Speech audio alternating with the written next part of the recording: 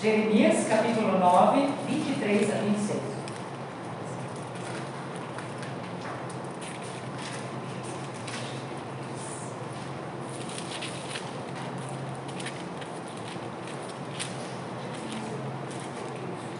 E ali diz o seguinte: o Senhor disse: o sábio não deve se orgulhar da sua sabedoria, nem o forte da sua força, nem o rico da sua riqueza. Se alguém quiser se orgulhar, que se orgulhe de me conhecer e de me entender, porque eu, o Senhor, sou Deus de amor, e faço o que é justo e direito no mundo. Estas são as coisas que me agradam. Eu, o Senhor, estou falando. O Senhor disse ainda: está chegando o tempo em que vou castigar o povo do Egito, de Judá, de Edom, de Amon, de Moabe e de todos os que vivem no deserto e costumam cortar o cabelo bem curto. Todos esses povos são circuncidados, mas não têm guardado a aliança que foi selada pela circuncisão. Todos esses povos e todo o povo de Israel não têm guardado a aliança que fizeram comigo. Eu quero me ater mais aos 3 primeiros versículos. Não se glorie o homem sábio na sua sabedoria, nem se glorie o forte na sua força, não se glorie o rico na sua riqueza, mas o que se gloriar, glorie-se nisso, em me entender e em me conhecer. Não é fácil, né?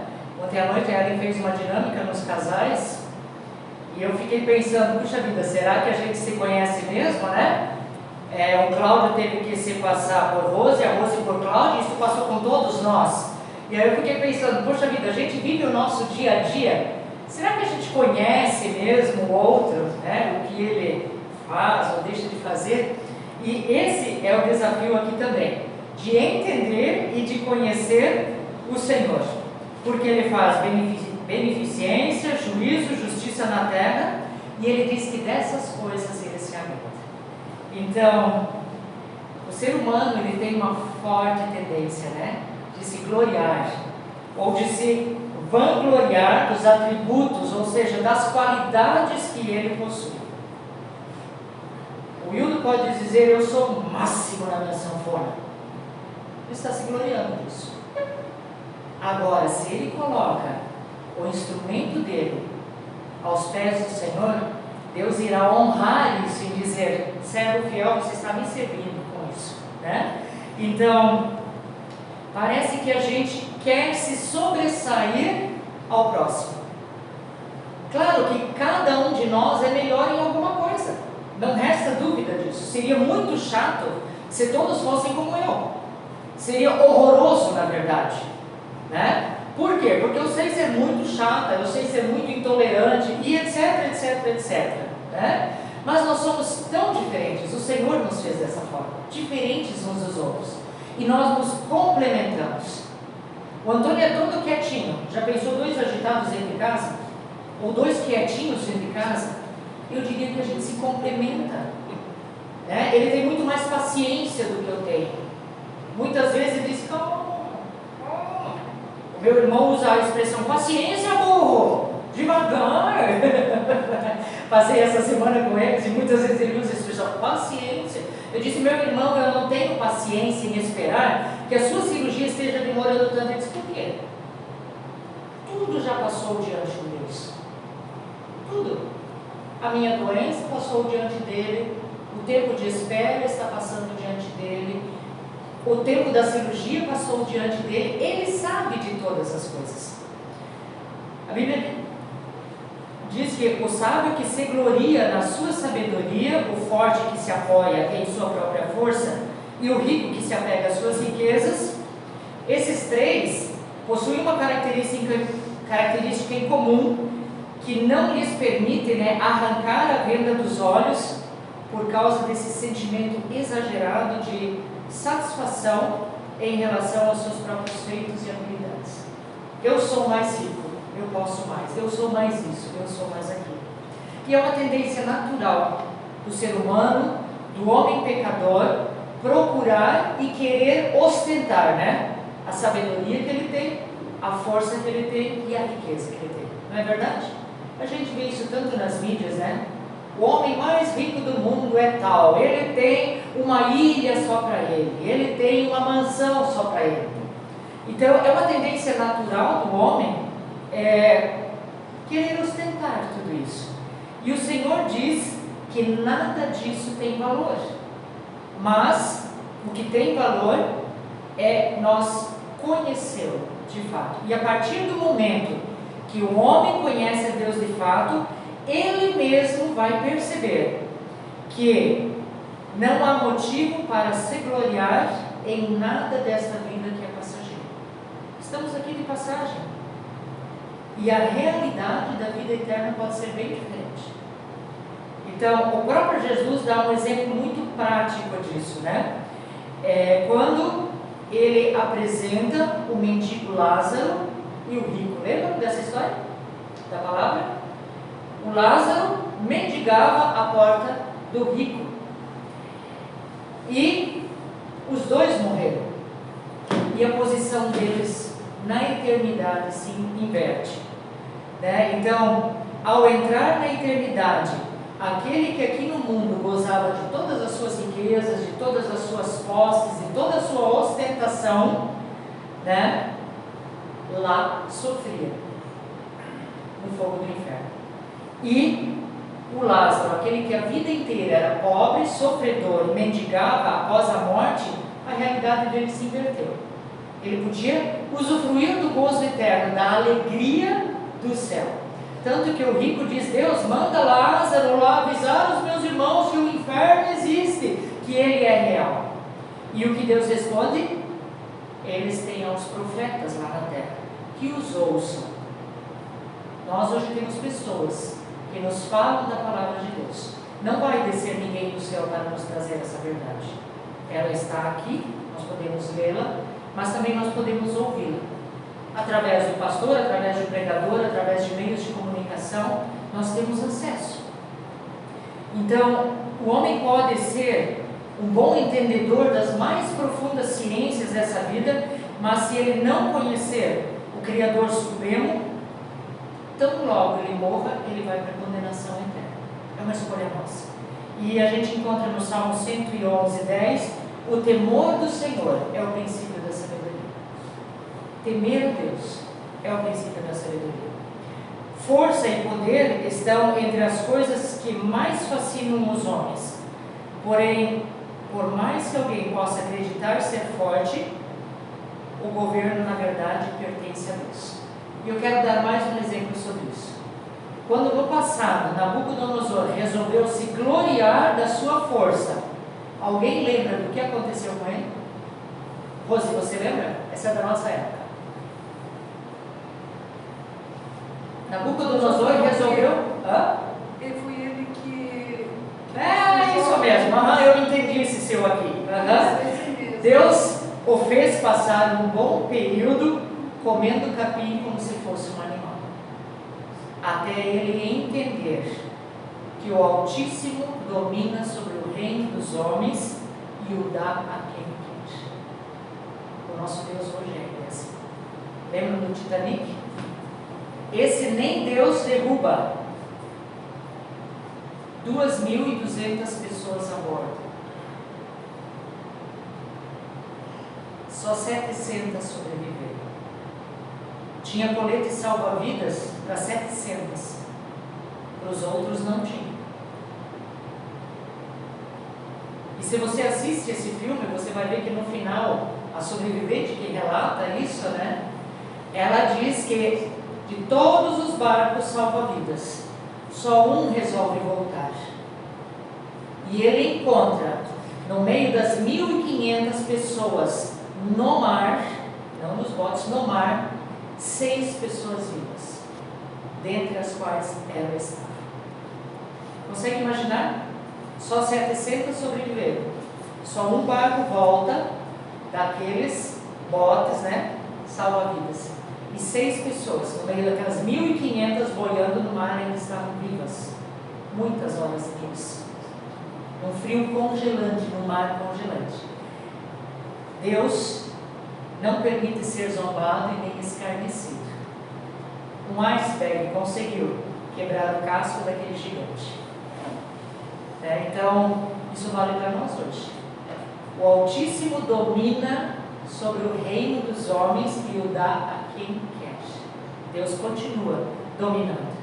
No regime capitalista em que a maioria de nós hoje vive, o poder das riquezas fascina, né? E por quê? Porque com elas a gente pode adquirir tudo que desejar. Se alguém joga na Mega Sena, já diz assim, eu vou construir uma casa para cada um da minha família, eu vou fazer isso, eu vou fazer aquilo. O fascínio, né? Pela facilidade das coisas. E a palavra de Deus apresenta outro exemplo de alguém que estava fascinado pelas suas riquezas, mas naquele dia teve a sua alma pedida. Quem lembra?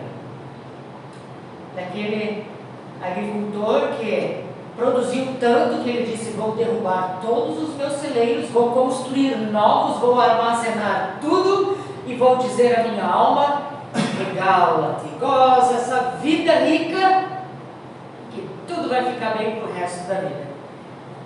E Jesus diz, louco, esta noite pedirão a tua alma, e o que tens preparado para quem será? Ele dá até arrepio só de pensar. A tua e a minha alma também podem ser pedidas esta noite. O que você tem preparado é para quem? Céu ou inferno? Isso nos faz refletir sobre mais uma questão. Que aproveita o homem ganhar o mundo inteiro e se perder a sua alma? Ou o que dará o homem em recompensa da sua alma? A gente ouve muitos dizerem assim, eu estou pagando uma cadeira no céu. Como que é uma recompensa, então eu vou herdar o céu, porque aqui na terra, na minha denominação, eles cobram um valor todo mês por uma cadeira no céu. Isso existe. Eu não posso comprar a minha salvação. Ela já foi paga, Jesus já pagou o preço, é de graça, é só receber, eu não preciso pagar nada, eu preciso recebê-lo como meu Salvador e Senhor. Aí eu terei acesso à vida eterna. E Paulo, o apóstolo Paulo, foi um homem que entendeu que nessa vida não há do que se possa gloriar a não ser da cruz de Cristo, pela qual o homem morre para o mundo e vive para Deus. Gálatas 6,14 diz, mas longe esteja de mim o gloriar-me, a não ser na cruz de nosso Senhor Jesus Cristo, pelo qual o mundo está crucificado para mim e eu para o mundo. Paulo está dizendo, eu não participo mais das coisas do mundo. Elas não me dão mais prazer, mas o gloriar-me em Jesus, na cruz de Cristo, isso me dá muito prazer. Então, devemos nos alegrar naquilo que o Senhor nos concede, sem perder de vista que tudo que você tem é dádiva de Deus, é presente de Deus. Então, Deus já se revelou de uma forma tão bondosa, tão misericórdia, que deu o seu Filho por amor a mim e a você, né? E a pergunta nessa noite é, eu tenho me empenhado em conhecer e entender o meu Senhor? Nós jamais o conheceremos e jamais o compreenderemos na sua plenitude, né? Porque nós somos humanos. Mas é um processo. Como eu vou confiar em alguém que eu não conheço? Se eu quero confiar que o meu Deus pode todas as coisas, eu preciso conhecê-lo. Você confiaria no Eliseu se não o conhecesse? Eu duvido. A minha amiga Rose sabe muitas coisas de mim. Eu posso confiar nela aqui, porque eu sei que ela vai guardar aquilo que eu lhe tenho confiado. Este mesmo relacionamento, melhor que isso, deve ser com o nosso Deus. Eu preciso conhecê-lo para poder confiar nele. E saber que quando eu confio, se ele prometeu, ele vai cumprir. Se ele falou que ele vai me tirar dessa situação difícil que eu estou vivendo, ele vai me tirar. Talvez no tempo dele, não no meu, mas ele vai tirar. A gente sempre dizia para a Rose, a aposentadoria vai vir na hora certa. Eu penso que ela veio na hora certa. 6 anos esperando, já não podia ter sido antes? Podia.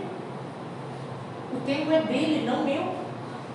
Eu preciso confiar nele, preciso conhecê-lo e buscá-lo. Em 2010 existiu um censo onde se constatou que a maior parte da população brasileira se declara cristã, ou seja, 87% da população se declara cristã, acredita em Deus.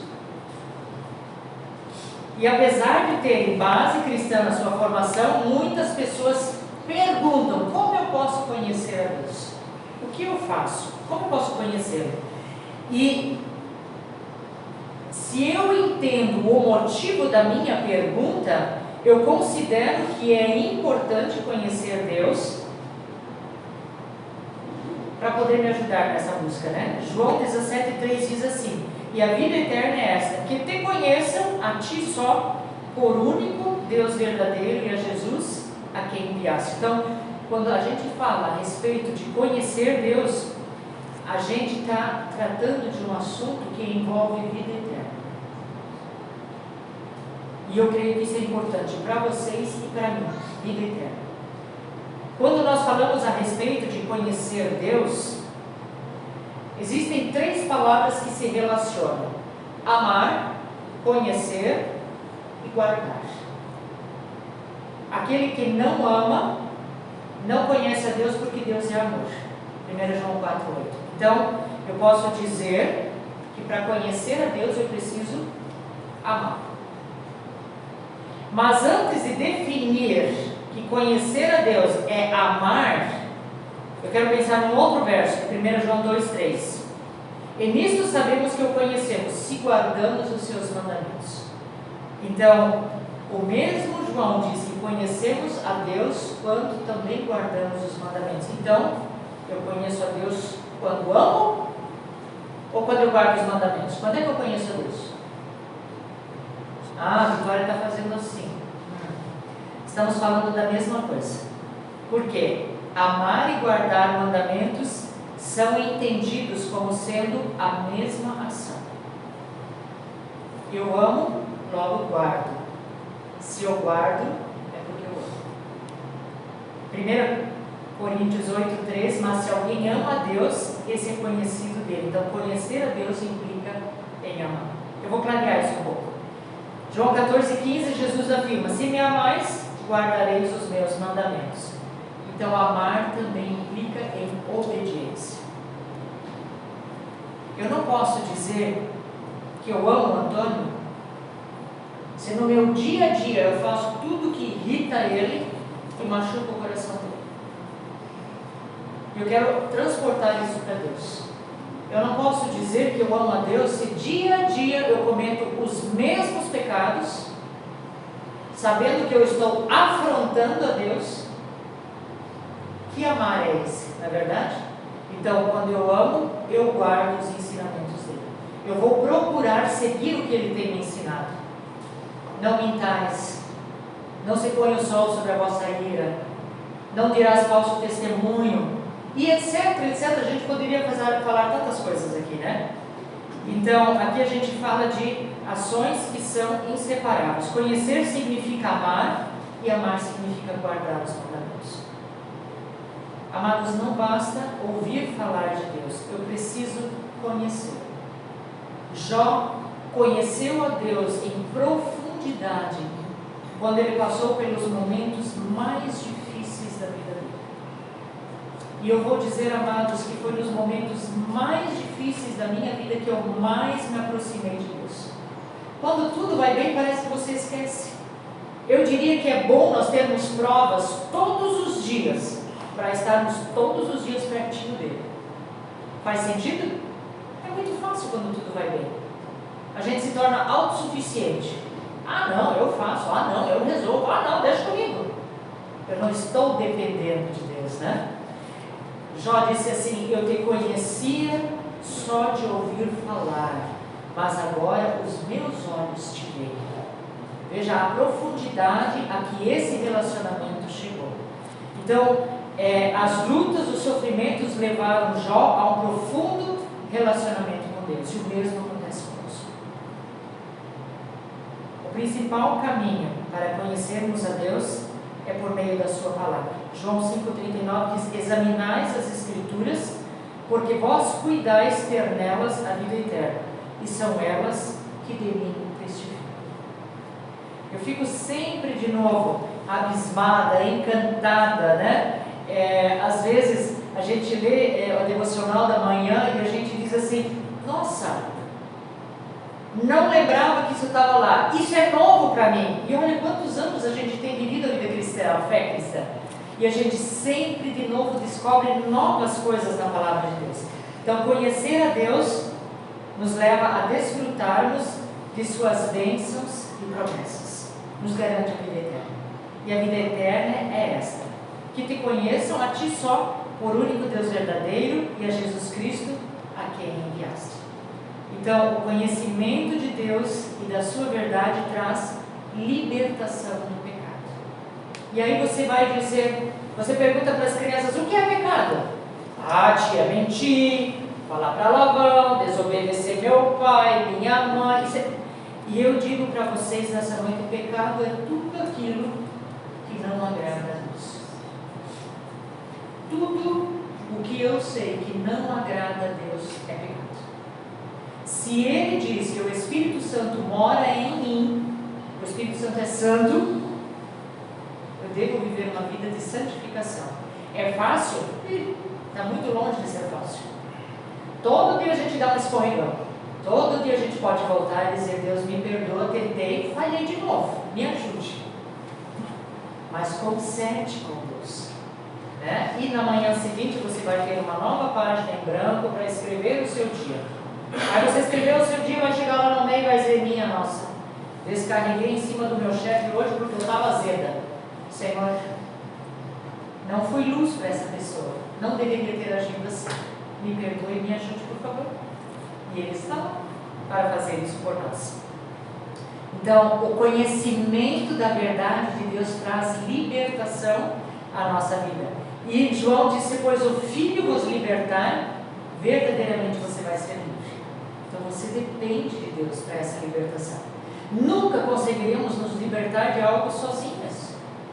Quando eu recebi Jesus no meu coração, existiam várias coisas às quais eu estava presa. Eu tinha só 15 anos, mas existiam várias coisas às quais eu estava presa. E à medida que você vai reconhecendo aquelas coisas, Deus vai te libertando. E você vai se sentindo livre daquele peso que você carregava, né?